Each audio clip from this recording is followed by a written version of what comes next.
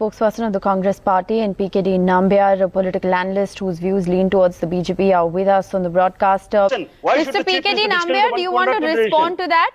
That, you know, the buck actually in this case stops with none other than the Prime Minister, because there was a letter that was written to the Prime Minister over serious allegations of graft, 40% commission being demanded from contractors for their own payments to be cleared for work that has been done.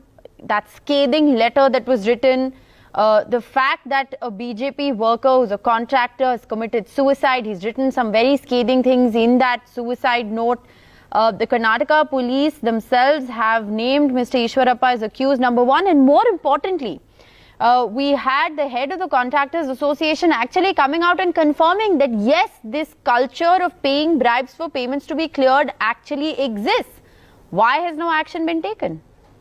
Rishita, that is, there is no doubt that a young person, a young entrepreneur had lost his life, and whomsoever is the person behind for his suicide needs to be punished. Whether it is Ishwarappa or some other minister, even any other person, it doesn't matter how powerful that person is. But one thing I am very clear, that there are some kind of, even in your own show yesterday, there was multiple discussions and multiple stories about the whole incident had happened.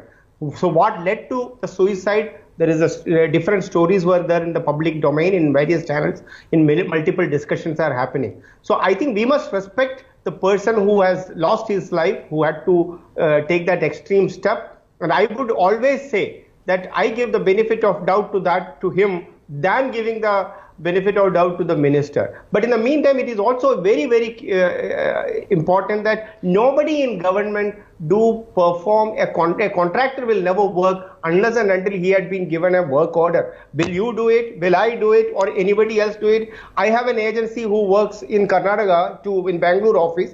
We are empaneled with the government of Karnataka. Unless and until I am not empaneled, I have not been given an order. Will I do that work, that to a 4 crore job? No, never. So in this case, the minister is saying, I don't even know this person. I have never met him. I don't know. So I think the initial inquiry, I think the Karnataka government, especially the police, Udupi police has taken a very, very strong stand. They have pushed him and the accused number 1, and an FIR has been already filed. I think it's a matter of time. Let the police authorities do their initial probe. And if there is a minister is involved even remotely, and I am sure under Prime Minister Modi and even in Karnataka, there should not be any doubt that whether whomsoever is the powerful person, right, Mr. Ishwarappa, he will have to go on just to be accountable to the other point, Mr. PKD Nambiar, the other point, while the allegations in this particular case are going to be subject to investigation, like we've been saying, Mr. Ishwarappa has been named as accused number 1,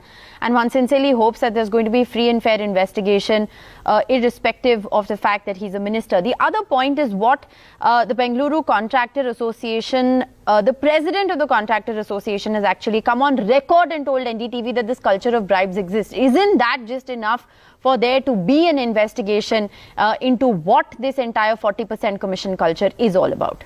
Rishita, can I be very honest? As an entrepreneur, as I said that I was running an agency in Bangalore, I had to shut my government business in Karnataka, and it's not from today or for I'm just telling you openly. It's an open secret that even in a DIP, Department of every bill needs to be cleared, you have to pay multiple bribes.